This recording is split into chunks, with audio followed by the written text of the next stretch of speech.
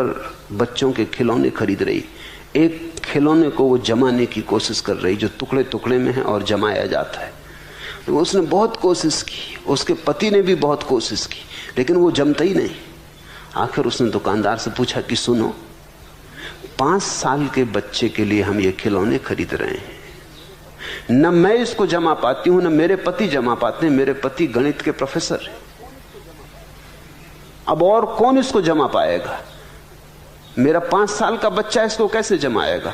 उस दुकानदार ने कहा, सुने, परेशान ना हो, ये खिलौना जमाने के लिए बनाया ही नहीं गया। ये तो बच्चे के लिए एक शिक्षण है कि दुनिया भी ऐसी ही है, कितनी जमाओ, जमती नहीं। ये तो बच्चा अभी से सीख ले जीवन का एक सत्य।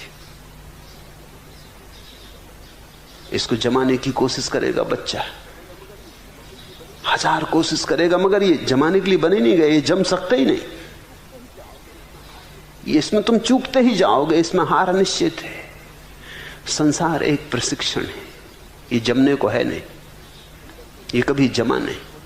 ये सिकंदर से नहीं जमा, ये नेपोलियन से नहीं जमा, ये तुमसे भी जमने वाला नहीं है, ये किसी से कभी नहीं जमा। अगर ये जम ही जाता तो बुद्ध महावीर छोड़ के ना हट जाते, उन्होंने जमा लिया होता। बुद्ध महावीरों से नहीं जमा, तुमसे नहीं जमेगा, ये जमने को है ही नहीं। ये बनाया ही इस ढंग से गया है कि इसमें हार सुनिश्चित है, विषाद निश्चित है। ये जागने को बनाया गया है कि तुम देख देख के हार हार के जागो। एक दिन जिस दिन तुम जाग जाओगे, तुम्हें यह समझ आ जाएगी कि ये जमता ही नहीं। नहीं कि मेरे उपाय में कोई कमी है, नहीं कि मैंने मेहनत कम की, नहीं कि मैं बुद्धिमान पूरा न था, नहीं कि मैं थोड़ा कम दौड़ा, अगर थोड़ा और दौड़ता तो पहुंच जाता। जिस दिन तुम समझोगे ये जमने को बना ही नहीं, उस दिन विषाद मिट जाएगा। उस दिन सब भीतर की पराजय, हार सब खो जाएगी। उस दिन तुम खिलखिला के हंसोगे, तुम कहोगे ये भी खूब मजाक रही। इस मजाक को जान के ही हिंदुओं ने जगत को लीला कहा, खूब खेल रहा।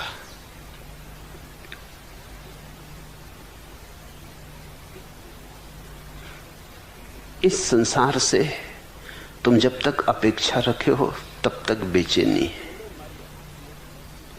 ए दिले मर्ग आसना, खत का जवाब सुन लिया और तू बेकरार हो और तू इंतजार कर।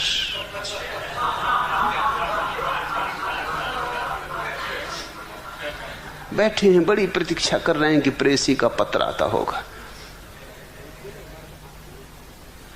ए दिले मर्ग आसना, ए प्रेसी पे मिटे हुए दिल, ए दिले मर्ग आसना, खत का जवाब सुन लिया और तू बेकरार हो और तू इंतजार कर। अब जागो, बहुत हो चुका है इंतजार। देखो यहां कुछ मिलने को है नहीं,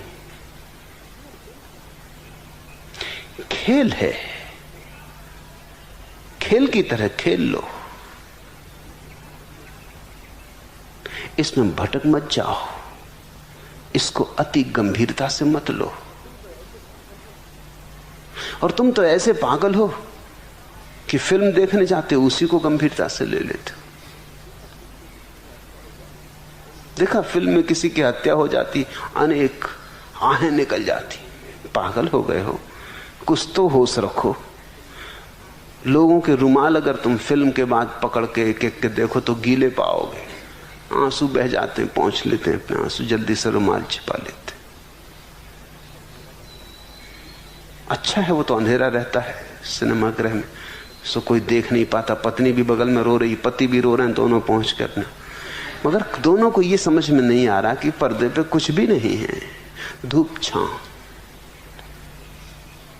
लेकिन वो भी प्रभावित कर जाती, उससे भी तुम बड़े आंदोलित हो जाते हो। प्रतीक प्रभावित कर जाते हैं,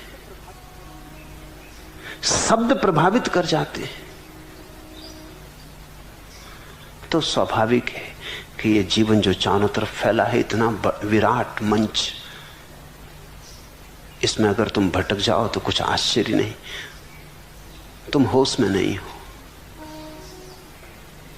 तुम मूर्छित हो। जिंदगी देने वाले सुन, तेरी दुनिया से जी भर गया, मेरा जीना यहां मुश्किल हो गया। मुश्किल, इसका मतलब है कि अभी भी अपेक्षा बनी, नहीं तो क्या मुश्किल है? मुश्किल का मतलब है अभी भी तुम चाहते हो कुछ सुविधा हो जाती, कुछ सफलता मिल जाती, कुछ तो राहत दे देते।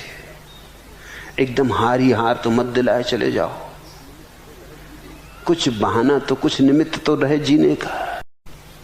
चौथा प्रश्न, जिंदगी